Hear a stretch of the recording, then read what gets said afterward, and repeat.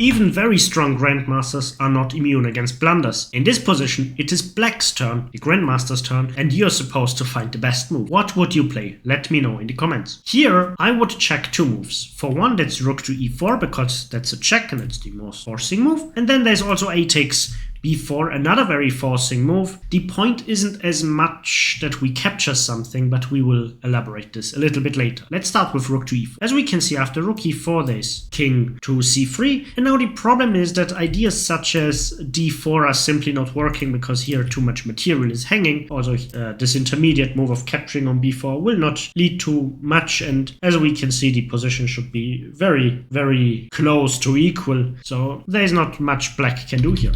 Let's check the other move, and that's a takes b4. Here we see that this c3 square is controlled by black now, and as you might recognize, the king on d4 suddenly has no escaping squares, and the move rook to e4 check is actually a mate here. That's very horrible. Another very big threat is b takes a3, just winning a rook for nothing. So white is in big problems, and whatever white tries, he will lose material. So the best try might be bishop takes b4, rook takes b4, and black is simply up an entire bishop.